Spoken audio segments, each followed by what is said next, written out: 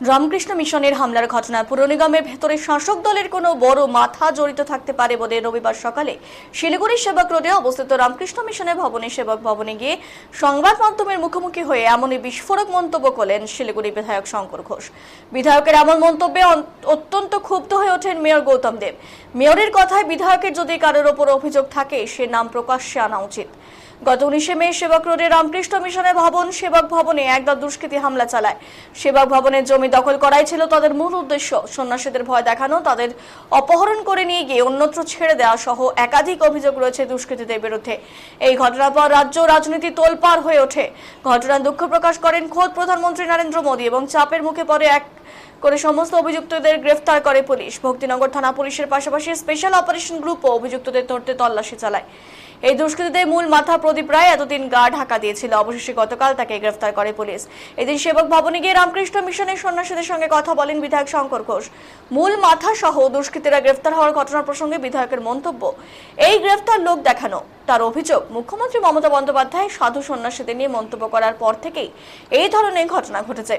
শিলিগুড়ি পুর নিগমের বিরুদ্ধেও তিনি অভিযোগ এনে বলেন, রামকৃষ্ণ মিশনের পক্ষ থেকে শিলিগুড়ি পুর নিগমে এই ভবনের জন্য হোল্ডিং মিউটেশনের জন্য আবেদন করা হয়েছিল এবং তারপরে মে মাসে 19 তারিখ এই ভবনে হামলা চালায় দুষ্কৃতীরা। তিনি এদিন প্রশ্ন ছুড়ে দেন, পুর নিগমের ভেতর থেকে এই কাজের জন্য প্ররোচনা দেওয়া হয়েছে কি? তিনি আশঙ্কা প্রকাশ করেন পুর নিগমের ভেতরে শাসক দলের কোনো বড় মাথা এই ধরনের ঘটনার সঙ্গে জড়িত থাকতে পারে।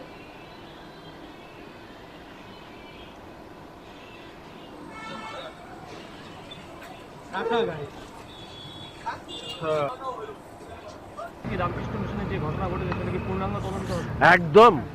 এবং তার পাশাপাশি শুধু এইটুকু বলবো যে পুলিশের সাথে দেখুন, দুর্বৃত্তরা যা খুশি করতে পারে, কিন্তু পুলিশ এদেরকে সহযোগিতা করেছে।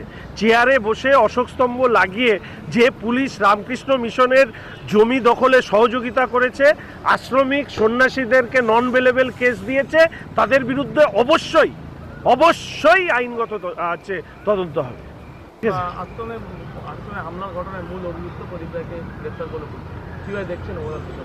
খুশি, কিন্তু এই গ্রেপ্তার তো চোখে ধুলো দেওয়ার জন্য এই গ্রেপ্তার।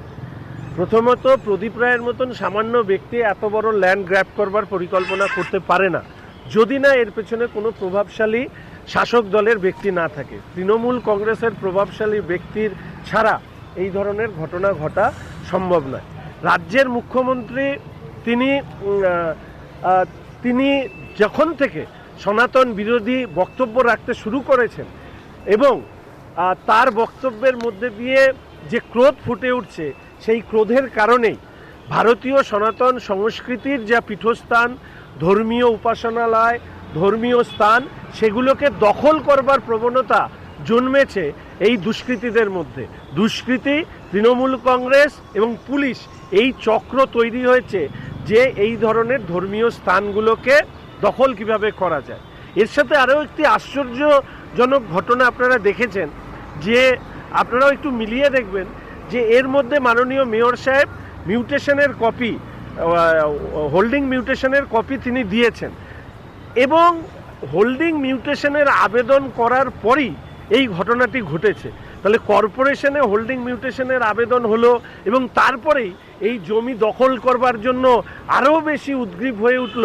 এর পেছনে অন্য কোনো ষড়যন্ত্র আছে কিনা, বা কর্পোরেশনের ভেতর থেকেও এই ধরনের কোনো ঘটনা, এই জমি গ্র্যাব এখনই করতে হবে, এই জিনিসটা কিন্তু আমার ব্যক্তিগতভাবে মনে হয়েছে।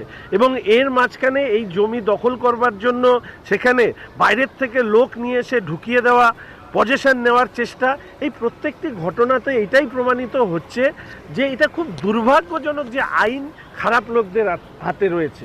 এর বিরুদ্ধে মনে হয় সমস্ত স্তরের মানুষের এগিয়ে আসা উচিত। এবং আমি এইটুকু বলবো, যে পুলিশ অফিসাররা এই দুর্বৃত্তদেরকে সহযোগিতা করেছেন, সরকারকে তো পাল্টাবেই, মনে রাখবেন সেই সময় অন্তত এই যে বিষয়, এই বিষয়ে যা ভুলভ্রান্তি বা ইন্টেনশনালি আপনারা দুষ্কৃতীদের সাহায্য করে থাকলে, দুর্বৃত্তদের সাহায্য করে থাকলে নিশ্চিতভাবে আইনগত যা পদ্ধতি, সেই পদ্ধতিতে ব্যবস্থা নেওয়া হবে। ঘটনাটা উনি বললেন, ওনারা উচ্চ মার্গের মানুষ, ফলে আমি শুধু এইটুকু বলবো, ব্যথিত উনি, কষ্ট উনি ভীষণভাবে পেয়েছেন। তবে এই ঘটনার মধ্যে কোনো অবস্থাতেই রাজনীতির সব থাকুক এটা উনি চান না। কিন্তু আমরা তো জনপ্রতিনিধি হিসাবে এটা আমাদের দায়িত্ব, জয় শ্রীরাম, এটা আমাদের দায়িত্ব বিশেষ করে এই ধর্মীয় স্থানগুলোকে তাদের সুরক্ষা দেওয়ার আমরা অবশ্যই চেষ্টা করব। আইনের মধ্যে দিয়েই এই ধরনের ধর্মীয় স্থানের প্রতি যাতে আর কোনো ধরনের এই অত্যাচার এই সাধু সন্ন্যাসীদের সর্বত্যাগী মানুষদেরকে যাতে সহ্য না করতে হয় তার জন্য অবশ্যই সচেষ্ট থাকবে।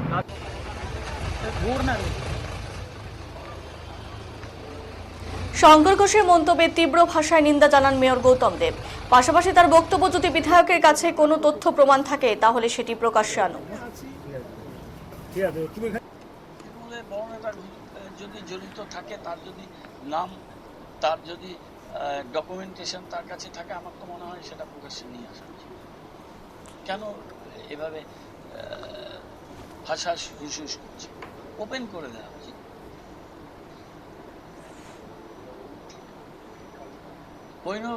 পুরোনো গামের ভিতর থেকে যদি কারোর কাছ থেকে, আমি তো প্রকাশ্যে